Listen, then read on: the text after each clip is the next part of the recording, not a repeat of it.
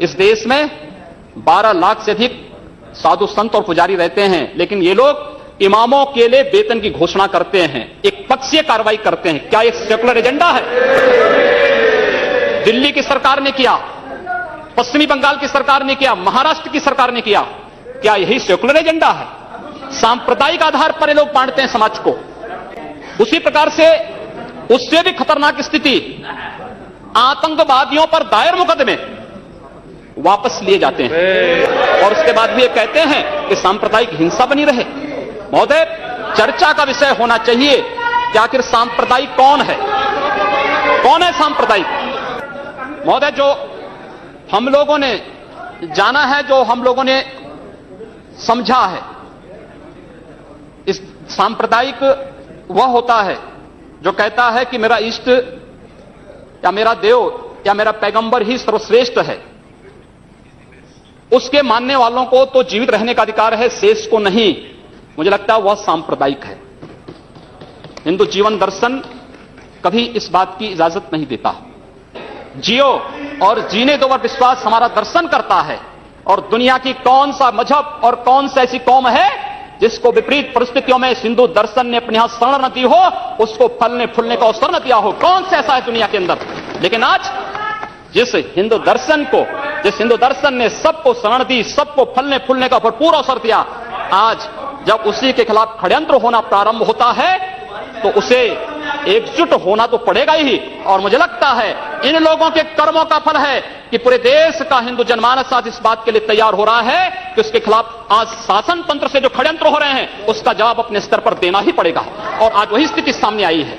महोदय, मैं पूछना चाहता हूं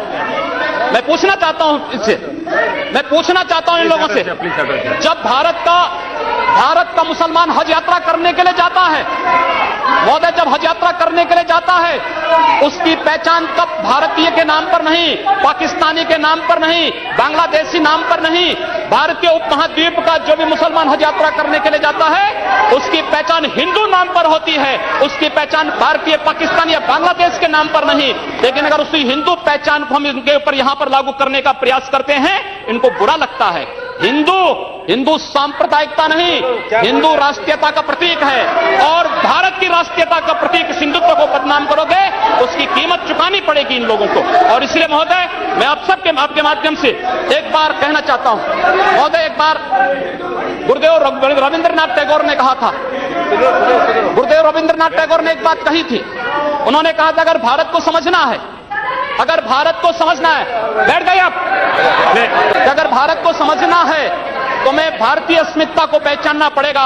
और भारतीय अस्मिता को पहचानना है तो स्वामी विवेकानंद के बारे में आप जान लीजिए। स्वामी विवेकानंद ने एक बात कही थी कि गर्व से कहो हम हिंदू हैं। स्वामी विवेकानंद ने एक बात कही थी कि गर्व से कहो हम हिंदू हैं। स्वामी विवेकानंद तो सांप्रदायिक नहीं थे, स्वामी विवेकानंद तो किसी पार्टी के नहीं थे। स्वामी विवेकानंद ने तो भारत का प्रतिनिधित्व किया था पूरी दुनिया के अंदर। और दुनिया के अंदर जो हिंदू आज पूरे देश के अंदर, पूरी दुनिया के अंदर अपनी सहिष्णुता के लिए पहचाना जाता था, आज उस हिंदू के साथ किस प्रकार का व्यवहार किया जा रहा है, वह कश्मीर से विस्थापित होता है, उसे कश्मीर से निकाला जाता है। एक भी बार इस सदन में चर्चा नहीं होती है, इन लोगों का मुंह नहीं खुलता जब कश्मीर से 3.5 लाख की संख्या में कश्मीरी पंडित निकाले जाते हैं, तब ये लोग नहीं बोलते। पिछले 2012 में असम के अंदर 3 महीनों तक बोडो जनजाति के लोगों को मारा जाता रहा, कोई नहीं बोला। महोदय, कोई नहीं बोला। जम्मू कश्मीर के बाद जम्मू कश्मीर के हिंदुओं के मारने पर कश्मीरी पंडितों को उनके घरों से बेदखल कर दिया गया, एक भी बार ये लोग बोले नहीं, इनको पीड़ा नहीं हुई। दुनिया के अंदर ये अपने आप में बिरला उदाहरण था जहां पर अपने ही देश में अपने ही जानने वाले लोग विस्थापित होकर के खाना बदोश की जिंदगी जी रहे हैं। उस शर्मनाक घटना की निंदा एक भी बार इन लोगों ने नहीं की। मुंबई के दंगों पर ये लोग मौन रहे। जमशेदपुर और भागलपुर के दंगे कांग्रेस के समय हुए थे, एक भी बार इन लोगों ने उस पर चिंता व्यक्त नहीं की।